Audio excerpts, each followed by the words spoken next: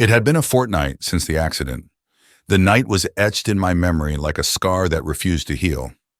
My name is Amit, and what I am about to share is not for the faint-hearted. It is a tale that has changed the very essence of my being, a stark reminder of the thin veil between life and the afterlife. The night of the accident was like any other, with the moon casting a pale glow over the empty roads. I was driving back from a late-night shift, my mind a maze of thoughts about the day's events.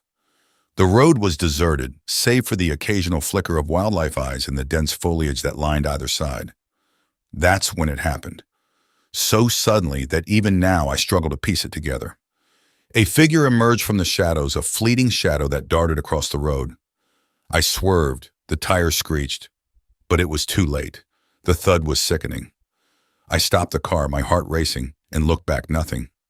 No sign of what I had hit. No body, no blood.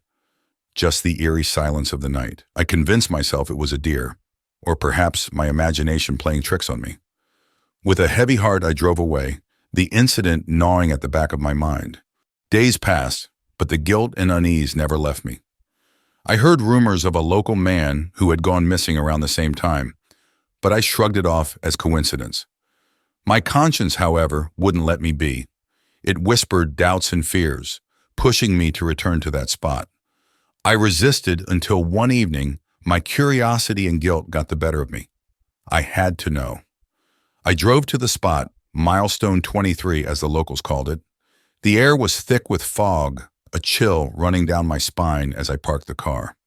The silence was oppressive, broken only by the distant hoot of an owl. I stepped out, my flashlight piercing the darkness. That's when I saw it, a figure standing by the roadside, unmoving, its back to me. "Hello?" My voice was barely a whisper, swallowed by the night. No response. I approached, my heart pounding in my chest. As I drew closer, the figure turned slowly. What I saw next will haunt me forever. It was a man, or what was left of him. His face was pale, eyes hollow, a gash running down his cheek. But it was his expression that froze my blood, an indescribable mix of pain, anger, and vengeance. "You!" he hissed, his voice a chilling echo. "You did this to me!" I stumbled back, fear gripping me. I didn't mean to. I thought you were an animal," I stammered, my words faltering. "Animal?" He laughed, a sound that made my skin crawl. "You left me here alone to die, and now you shall pay."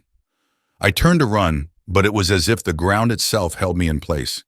He advanced, his form blurring, shifting into something otherworldly. I wanted to scream, but no sound came out. He reached for me, his hands cold, ethereal.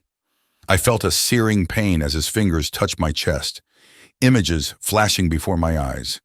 His life, his death, the moment the car struck him. His name was Rakesh, a local farmer, on his way back home when I ended his journey. The world spun and I found myself lying on the ground, the figure of Rakesh looming over me. "Your life for mine," he whispered, his voice a distant wind. I tried to plead, to apologize, but it was too late. I could feel my energy draining, my vision blurring.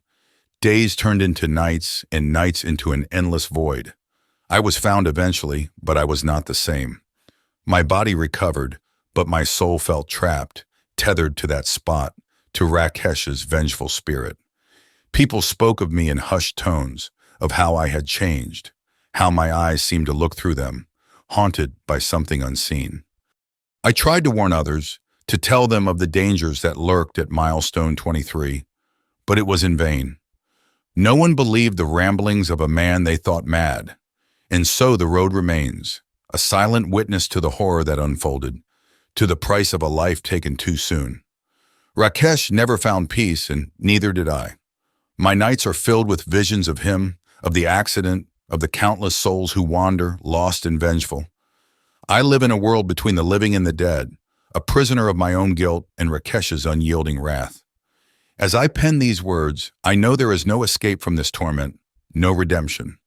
I share my tale as a warning, a plea to those who might one day find themselves on a lonely road, to tread carefully, to respect the thin line between this world and the next. For there are horrors that lurk in the shadows, waiting, vengeful spirits bound to the earth by the tragedies that befell them. And once they claim you, there is no turning back, no happy endings, just an endless nightmare from which there is no awakening. Remember Milestone 23 and let it be a reminder of the fragile nature of life, of the consequences of our actions, and of the horrors that await should we forget.